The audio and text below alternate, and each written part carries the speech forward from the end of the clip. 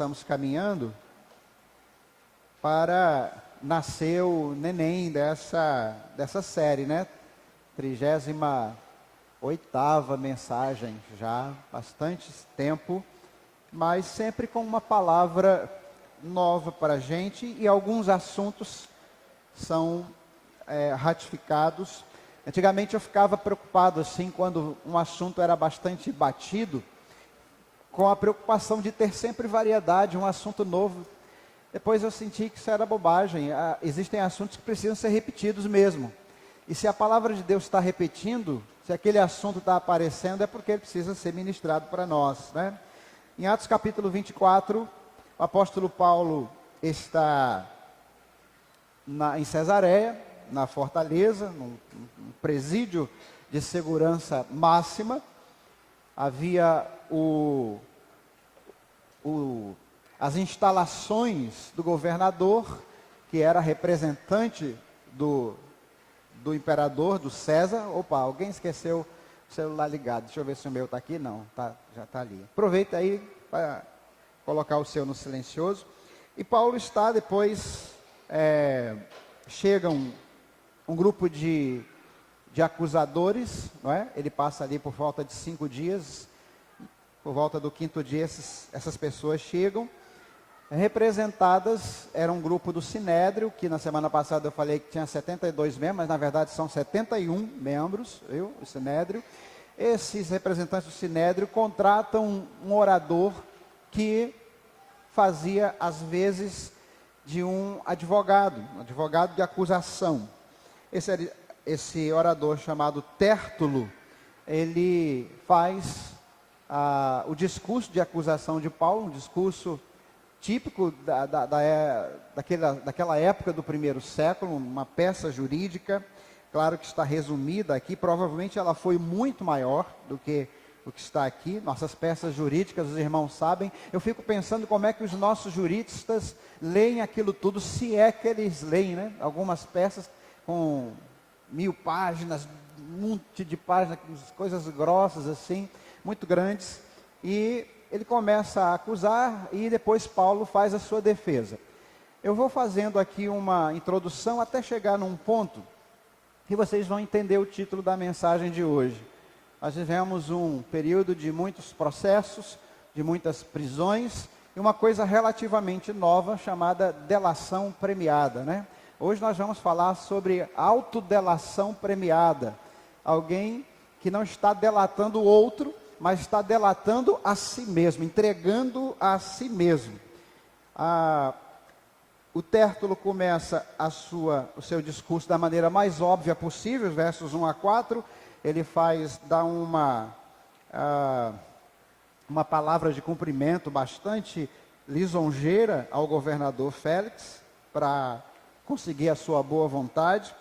Já no verso 10, o apóstolo Paulo, quando vai fazer a sua introdução, ele faz da forma mais simples possível, sem lisonjas e sem nenhum tipo de pretensão de amaciar o coração do governador.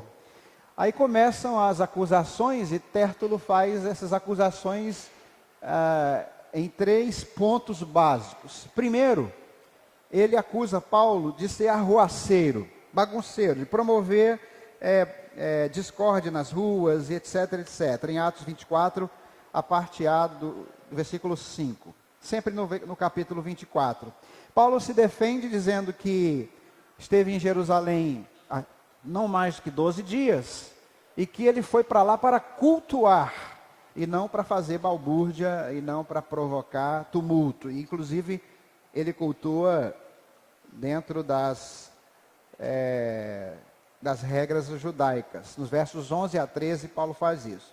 A segunda acusação de Tértulo é que Paulo pertencia a uma seita, a uma religião não reconhecida por Roma. Na parte B do versículo 5, ele diz isso. Ele chama de a seita dos nazarenos. E Paulo vai se defender no versículo 14, dizendo que segue o caminho do Nazareno, ou seja, o caminho de Cristo, mas ele não está contradizendo com isso a lei judaica, e não está criando uma nova religião, não pretendia ser uma seita nem uma nova religião, mas que ele segue conforme a lei e os profetas. Versículo 14 ele diz isso. Finalmente, dos versos 6 a 8, Tértulo acusa Paulo de profanar o templo de Jerusalém. As duas primeiras acusações são acusações que deixariam Paulo em maus lençóis em relação aos romanos. A terceira acusação é uma acusação de uma afronta à religião judaica, que era protegida pelo Estado, pelo Império Romano. É preciso que os irmãos entendam que o Império Romano tinha uma política dentro do processo que ele chamava de Pax Romana, em que ele procurava conhecer ou reconhecer as religiões majoritárias dos povos subjugados, e ele oferecia uma certa liberdade e até certos privilégios a aquelas religiões.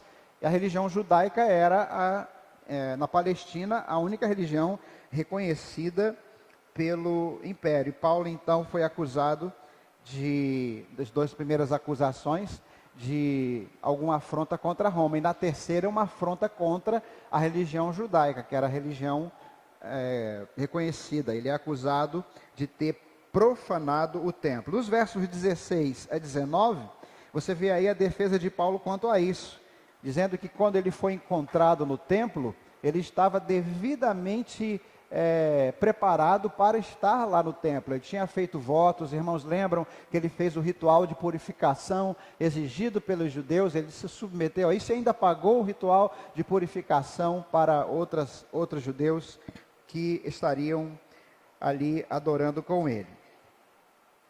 Então, essa é a defesa de Paulo. Até aqui Paulo vai refutando tudo que o Tértulo falou, e o versículo 9 nos dá conta da dificuldade que Paulo passava, porque você imagina estar num tribunal, sem advogado, representando a si mesmo e com torcida contra, né? Todo mundo ali torcendo para a sua condenação, todo mundo ali ratificando as acusações que estavam sendo feitas contra você. No verso 9 diz que também os judeus que ali estavam o acusavam, dizendo que essas coisas eram assim mesmo, que Paulo era arruaceiro, que Paulo participava de uma seita ilegal e que Paulo tinha profanado o templo. E aí, a gente percebe, a certa altura do discurso de Paulo, que ele começa a se defender bem das suas acusações, mas no meio da sua defesa, ele acaba por identificar ele mesmo, como se ele estivesse dizendo assim: na verdade, nenhuma dessas acusações procedem, mas eu sei do que vocês estão me acusando, eu sei do que vocês estão o que vocês estão falando a respeito de mim. E aí começa o que eu chamo de autodelação de Paulo. Ele diz: vocês estão me acusando de algo que eu realmente fiz, vocês estão me acusando de uma fé que eu realmente tenho. E aí eu quero ler com vocês 4 versículos, no mesmo capítulo 24, versículo 14 e 15, e depois os versículos 20 e 21.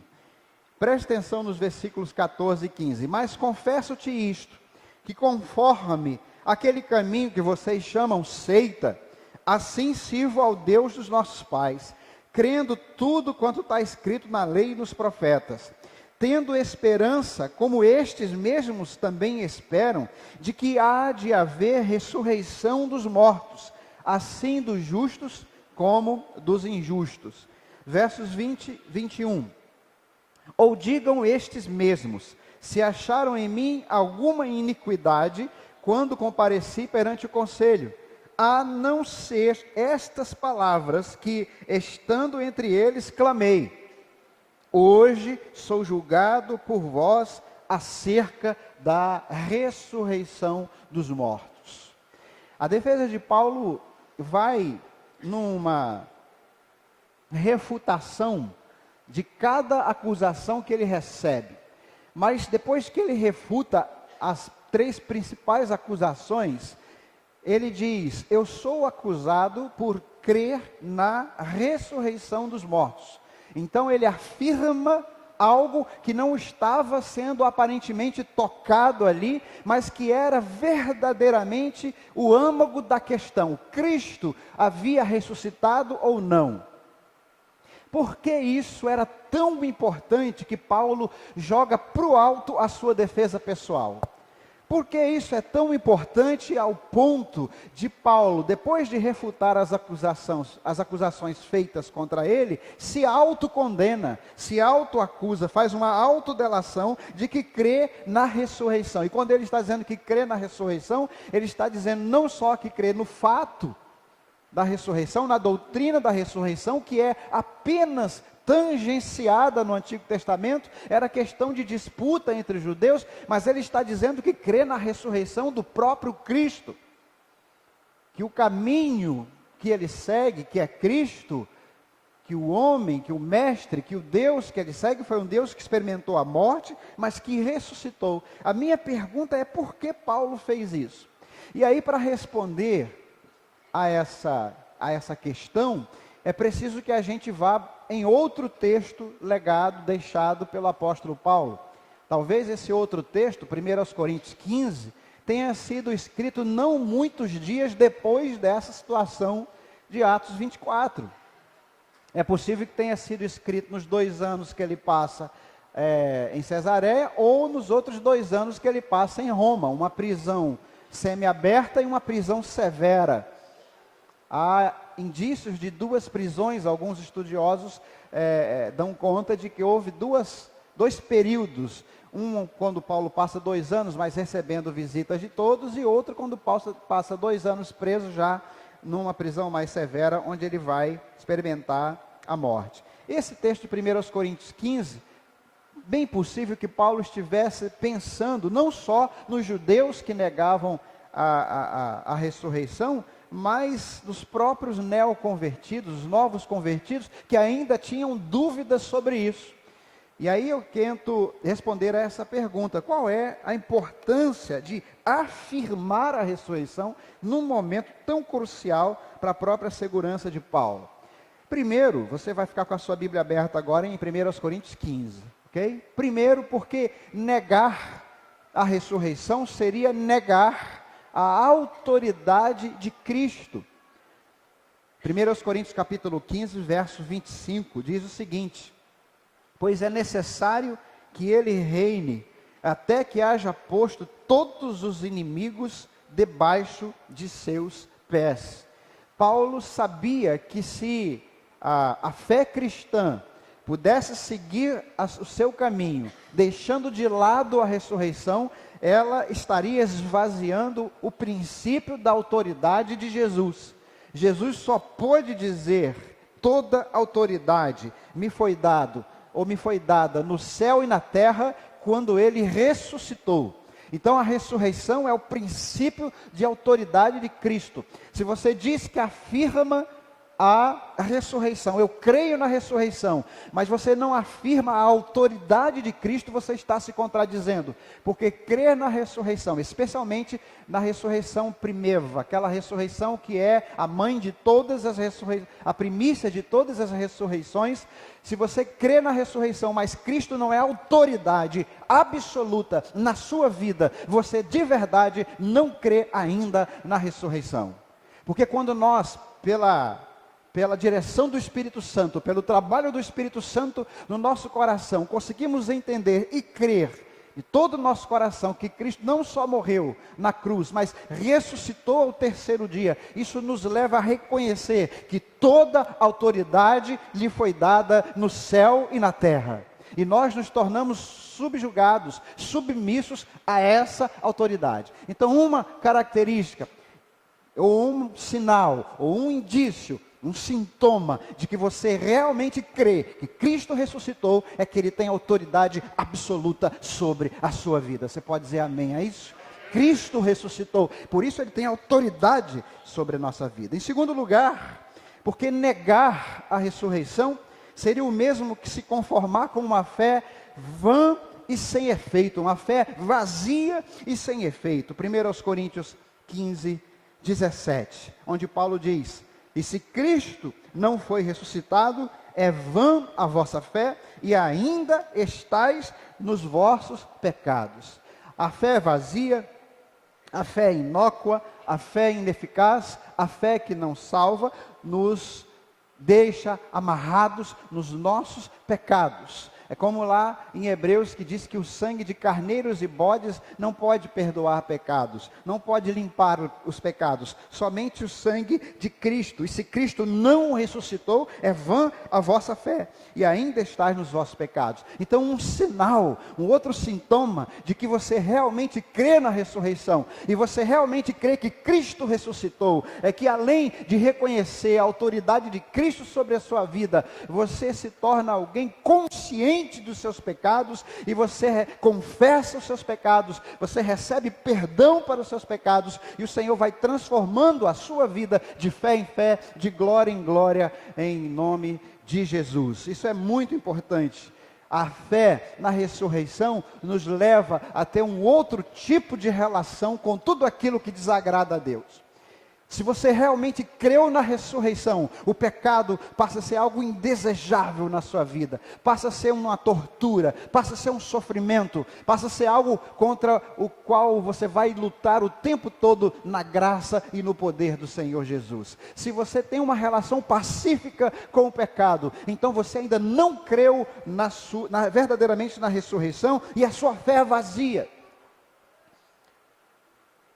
Existe na Bíblia aquilo que a gente chama de fé salvífica. A fé salvífica é esta fé que nos leva a crer num Cristo vivo, receber sua autoridade em nossas vidas e nos arrepender dos nossos pecados e permanecer o tempo todo em 1 João. Eu estava falando do pessoal aqui da classe respostas francas a perguntas honestas. Essa classe, meus irmãos, eu vou dizer, eu quase me arrependi de ter inventado esse negócio, porque as perguntas que chegam são perguntas que estão muito acima da possibilidade de resposta, muitas vezes. Como disse o pastor pregando lá, não é?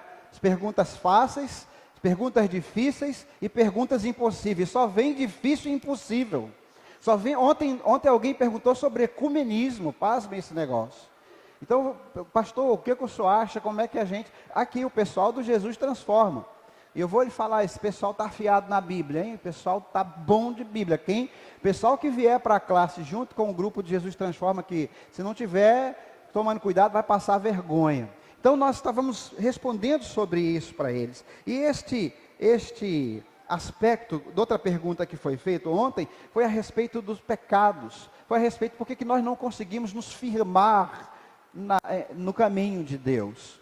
E aí, tentando responder, conversando com eles, eu lembrei desse versículo aqui, logo depois: se Cristo não foi ressuscitado, é vã a vossa fé. Então, se nós temos uma fé que não considera seriamente, sinceramente, um Cristo vivo, poderoso, que aquele mesmo poder que ressuscitou a Cristo, é o poder que está agora à nossa disposição na luta contra o pecado, nós vamos permanecer nos nossos pecados. Portanto, será uma fé inócua, vazia, uma fé que não vai nos salvar. Eu acho um desperdício tremendo você ter fé e não entender a fé que salva, porque não é qualquer fé que salva. Por exemplo, a fé na fé não salva. A fé num outro Deus que não seja o Deus Pai de nosso Senhor Jesus Cristo não salva. Não basta ter fé para ser salvo, é preciso ter a fé direcionada ao objetivo certo. É preciso pegar a fé que Deus te deu e dizer: Senhor, a minha fé, mesmo que seja pequena como um grão de mostarda, é toda tua, eu só creio em ti. Quando Jesus olhou para Pedro e falou assim: está todo mundo indo embora, Pedro, você vai também? O que Pedro respondeu?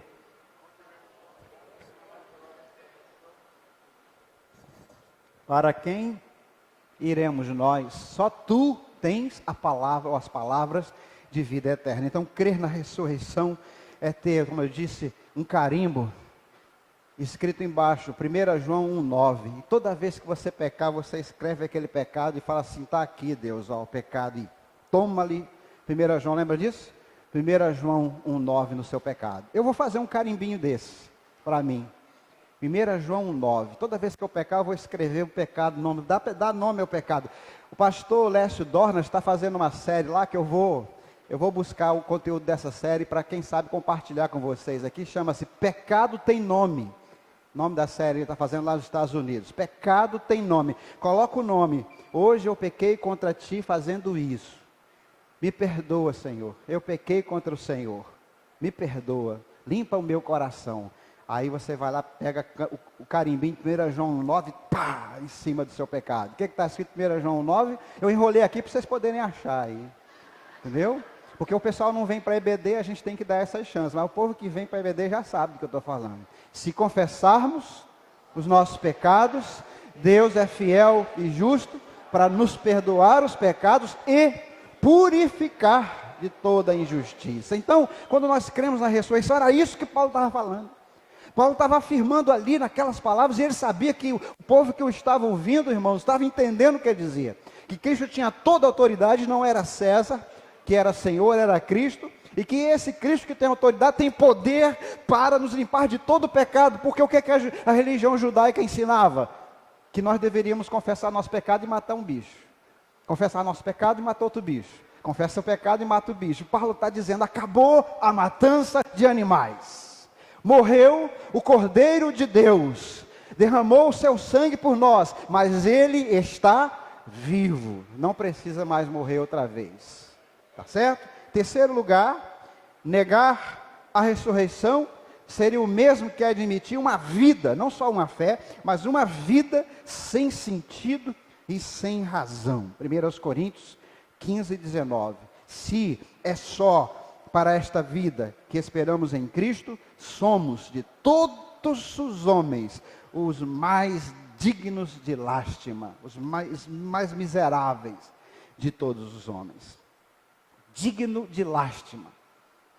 Meus irmãos, com a afirmação da fé inegociável na ressurreição, Paulo estava indo na jugular do judaísmo e de todas as religiosidades que trabalham para ensinar aos homens como eles podem viver melhor aqui. Eu vi um filminho na internet esses dias, muito interessante, em que um pregador pega uma corda, já viram? E ele diz assim, imagina que essa corda é infinita. Era uma corda bem grande, ele estende a corda assim, vai puxando aquela corda, deixa a corda esticada, e ele fala aqui está a nossa vida, uma pontinha vermelha pintada naquela corda. Alguém viu esse filme? Aqui está. É por isso que nós estamos matando, é por isso que nós estamos morrendo, é por isso que nós estamos criando ídolos, é por isso que nós estamos criando religiões, é para isso que nós estamos criando impérios, é por isso que nós estamos furtando, roubando, adulterando, é por esse pedaço de corda. E esquecemos disso aqui, tudo que tem para toda a eternidade, que nós estaremos dando conta de nossas decisões, de nossa fé, do que fizemos com Cristo Jesus ressuscitado dos mortos. Então, é esse pedacinho da corda que ele colocou ali simbolicamente, que representa a nossa vida. Um suspiro, o nascer e o morrer de uma flor. Se só para esta vida que esperamos em Cristo, somos de todos os homens os mais dignos de lástima. Meus amados, parece que Deus não está tão comprometido em nos dar uma vida confortável e sem dores neste lugar, neste vale. Aqui não é o céu. Sam Tippett disse certa feita que Deus está muito mais interessado no nosso caráter do que no nosso conforto. Então não se decepcione com Deus, se de repente a sua vida começar a não ficar tão boa, nem tão indolor, nem tão agradável, porque não é aqui o nosso descanso, aqui não é o céu. Deus tem nos livrado, tem provido, tem nos dado teto, alimento, tem cuidado de nós, mas nós vivemos num lugar, numa ambiência de queda, de ruína. A gente chama o lapso, o erro de Adão de queda. Mas na verdade a palavra hebraica seria melhor traduzida por ruína. O homem está arruinado em seus delitos e pecados. O meio ambiente está arruinado por causa da queda humana. A Bíblia diz que a própria natureza foi atingida. E a Bíblia diz que há uma expectativa pela manifestação dos filhos de Deus, da graça de Deus, da glória de Deus. Então a gente tem que tomar cuidado se nós não estamos construindo uma religiosidade temporal.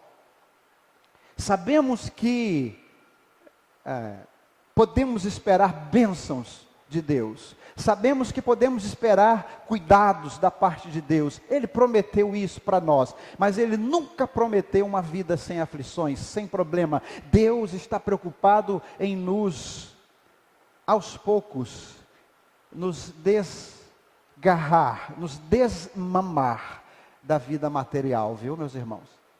Deus está trabalhando nisso.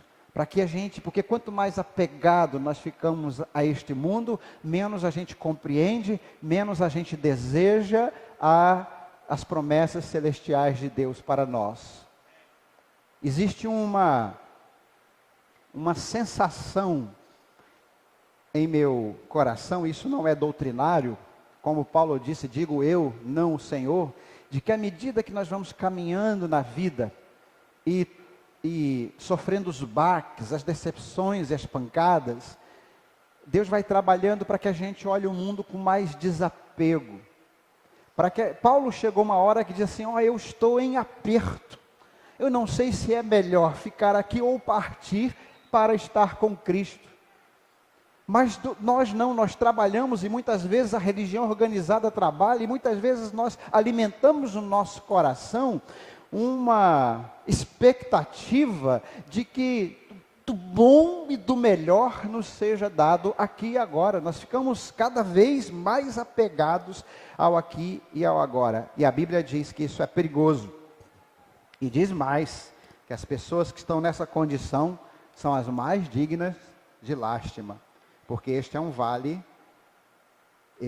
da sombra da morte. Então, negar a ressurreição seria o mesmo que admitir uma vida sem sentido e sem razão. Porque se a vida é só o que nós recebemos aqui, ela se torna sem nenhum propósito. Em quarto lugar, negar a ressurreição seria abrir mão do grande final que Deus preparou para os seus filhos em Cristo. Por isso que eu chamo a mensagem de hoje de delação premiada. Você vai perceber nos versos 51 a 58 o que o apóstolo diz. Eis aqui vos digo um mistério. Na verdade, nem todos dormiremos, mas todos seremos transformados no momento, no abrir e fechar de olhos, ante a última trombeta. Porque a trombeta soará e os mortos ressuscitarão incorruptíveis. E nós seremos transformados. Porque convém que isso que é corruptível se revista da incorruptibilidade. E que isto que é mortal se revista da imortalidade. E quando isto que é corruptível se revestir da incorruptibilidade, e isto que é mortal se revestir da imortalidade, então cumprir-se-á a palavra que está escrita, tragada foi a morte na vitória. Onde está a morte o teu aguilhão? E onde está o inferno a tua vitória? Ora, o aguilhão da morte é o pecado, e a força do pecado é a lei. Mas graças a Deus que nos dá a vitória por nosso Senhor Jesus Cristo. Portanto, quem pode ler junto comigo? Meus amados irmãos, sede firmes e constantes, sempre abundantes na obra do Senhor, sabendo que o vosso trabalho não é vão no Senhor. O que Paulo quer dizer com isso? Paulo quer dizer que nosso trabalho será regiamente recompensado. Por isso que é a autodelação premiada. Regiamente recompensado. Bem está, servo bom e fiel, no pouco foste fiel, sobre o muito te colocarei, entra no gozo do teu Senhor. Aí sim, aí é o resto da corda todinho que não acaba mais, aí é a eternidade que não acaba mais, aí é outra realidade. Paulo percebeu isso, e eu oro para que nós percebamos isso cada vez mais, a outra dimensão, a dimensão da eternidade, aquilo que Deus tem preparado como prêmio para nós. Paulo fala isso em Filipenses 3,14. Filipenses 3,14 ele diz, prossigo para o alvo pelo prêmio da soberana vocação celestial de Deus em Cristo Jesus. Prêmio da vocação celestial. O que é a vocação celestial? É o chamado. É o chamado de Deus para nós. Deus nos chama não só para sermos salvos, mas Deus nos chama para sermos servos. Quando ele fala da ressurreição aqui, ele termina dizendo: portanto, meus amados irmãos, sede firmes e constantes, sempre abundantes na obra do Senhor, sabendo que o vosso trabalho não é vão no Senhor. Por que a gente precisa ser firme? Porque vai bater vento. A gente precisa ser firme porque a gente precisa suportar intempéries. Este ambiente, esta caminhada aqui é uma caminhada difícil, com pedras, com tropeços, mas o prêmio é régio, o prêmio é altíssimo, o prêmio vale todo e qualquer revés, situação difícil que nós pudermos passar. Por isso, preste atenção aqui em mim agora. A meu ver, o inferno não está preocupado se você crê ou não, mas ele está preocupado em fazer com que a sua fé seja esse tipo de fé que não produz estas coisas na sua vida. A autoridade de Cristo, força e poder para resistir ao pecado, negar a vida neste mundo como sendo algo a que a gente possa se apegar, e também pensar naquilo que Deus tem preparado para nós. Paulo, quando pensava nessas coisas, ele dizia assim: olha, a leve e momentânea tribulação deste tempo não pode ser comparada a quê? A glória que em nós há de ser revelada. Não pode ser comparada. A minha oração por você nessa noite e por mim nessa noite é que o Senhor nos faça realmente crentes na ressurreição. Que o Senhor nos faça crentes cuja fé entende ou está dirigida, está direcionada para um Deus que venceu a morte.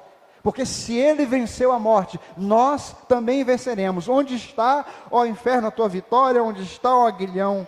Onde está o aguilhão da morte? Onde está a força da morte? A morte foi tragada na vitória. Então, isso é aquilo que Deus tem preparado para nós. E o que nós vamos receber aqui são só sinais, são só indícios, para que aqueles que não vejam passem a ver, para aqueles que não creem, passem a crer.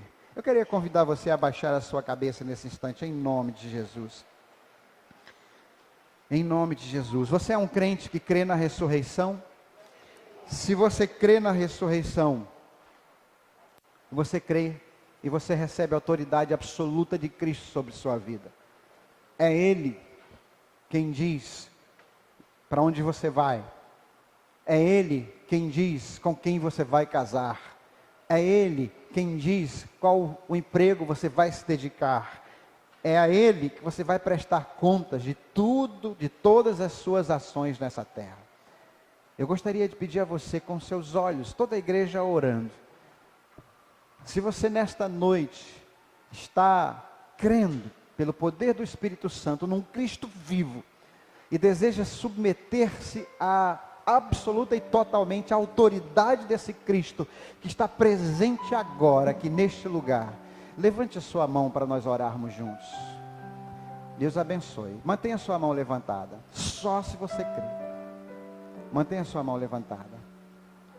Fique em pé no seu lugar para nós orarmos juntos em nome de Jesus. Você que levantou sua mão, eu quero orar com você agora, em nome de Jesus. Onde você estiver, fique em pé. Eu creio no Cristo vivo, que é Senhor sobre a minha vida. Eu entrego a minha vida a esse Cristo, a esse poder, a essa autoridade, e nenhum outro poder terá supremacia sobre o meu coração. Pai querido, nesse instante nós nos colocamos diante do Senhor para reconhecer tua autoridade, tua máxima autoridade, tua completa autoridade. Muito obrigado, Senhor. Obrigado porque o Senhor venceu a morte. Obrigado porque o Senhor se entregou por nós e agora vivo está a interceder por nós diante de Deus. E agora vivo está a nos fazer companhia pela presença do Espírito Santo. E agora vivo pode nos ajudar a vencer o pecado em qualquer das suas manifestações. E agora vivo, o Senhor pode nos ajudar a compreender que todas as coisas passam, mas o Senhor e aquele que crê no Senhor permanece para sempre. Deus, dá-nos esta visão através da tua palavra, em nome de Jesus, e salva-nos de ficarmos tão apegados a este mundo, mas que estejamos apegados a ti, em nome de Jesus. E o povo de Deus diga amém e amém. Vamos louvar ao Senhor, todos em pé louvando ao Senhor, e com esse louvor estamos nos despedindo do culto desta noite, aguardando você para a comunhão aqui ao lado na nossa cantina. Deus abençoe a todos, boa semana, em nome de Jesus.